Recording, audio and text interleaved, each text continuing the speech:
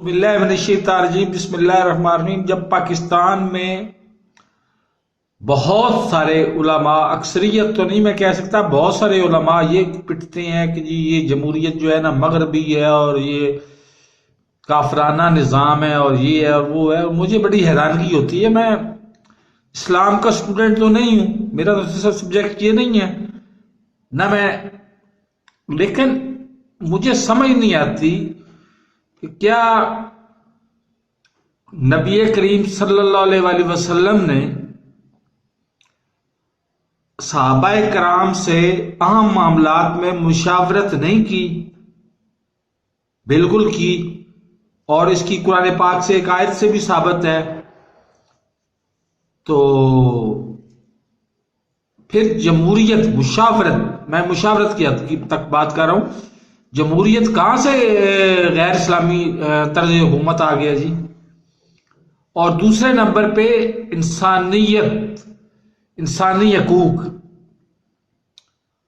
آپ کے دو واقعات یہ آپ کے لیے کافی ہونے چاہیے۔ ایک واقعہ ہے حضرت علی کرم اللہ وجہ نے جب ایک جنگ کے دوران، غزوے کے دوران، ایک کافر کو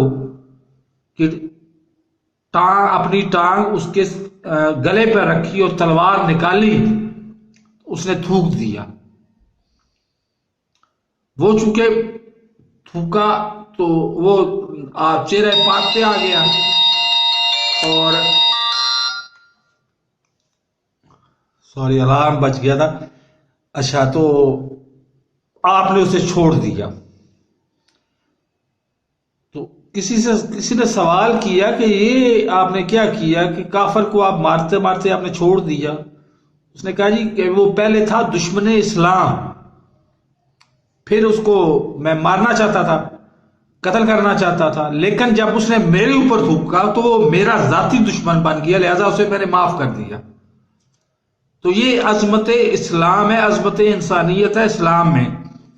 اور تیسری بات کہ کوئی 63 سالہ زندگی میں 40 سال اعلان نبوت سے پہلے کے لگا لیں اور 23 سال بعد کے لگا لیں، کوئی ایک روایت، ایک حدیث، کمزور سے کمزور حدیث آپ مجھے بتا دیں کہ جس میں نبی کریم صلی اللہ علیہ وآلہ وسلم نے صرف جائز قرار دیا ہو، ناپسندیدہ ہو لیکن جائز قرار دیا ہو خودکش حملے کو۔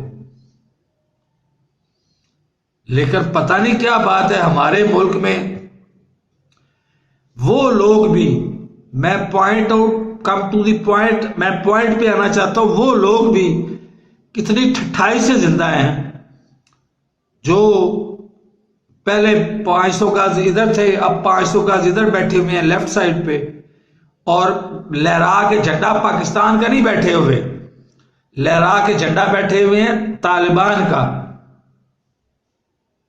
اور ان کے جو ماضی کرتوت ہیں وہ سب کے سامنے ہیں۔ جس طرح وہ برقعے میں چھپ کے بھاگے تھے، پوری دنیا میں آپ نیٹ پہ جا کے سرچ کر کے دیکھ لیں، مولوی برقع جہاں پہ لکھیں گے وہی سامنے آئیں گے۔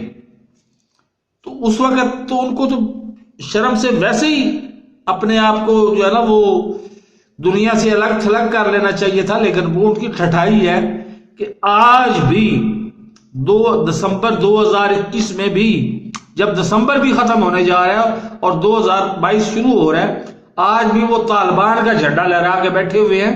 پاکستان کا جھنڈا لہرانے کی توفیق نہیں ہو رہی ان کو، اور ان کو کوئی پوچھنے والا نہیں ہے۔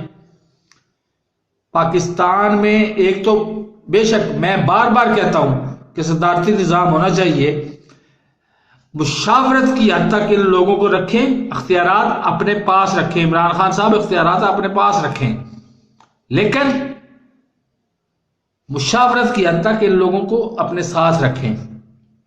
اور دوسرے نمبر پہ قانون پہ عمل درآمد کروائیں، محب وطن اور دشمن، ملک دشمن لوگوں میں فرق تمیز کریں اور ان کے ساتھ اسی طرح سے ٹریٹ کریں۔ اس سے زیادہ یوٹیوب کی اخلاقیات اجازت نہیں دیتی، میں ورنہ کھل کے بولتا تو میرے اس چینل کو سبسکرائب نہیں کیا تو سبسکرائب کر لیں، ساتھ رہ کے بیل آئیکن کو دبا کے نوٹیفکیشن کو آن کر دیں تاکہ میری ہر نئی آنے والی ویڈیو کو نوٹیفکیشن آپ کو بر وقت مل سکے۔ اللہ حافظ۔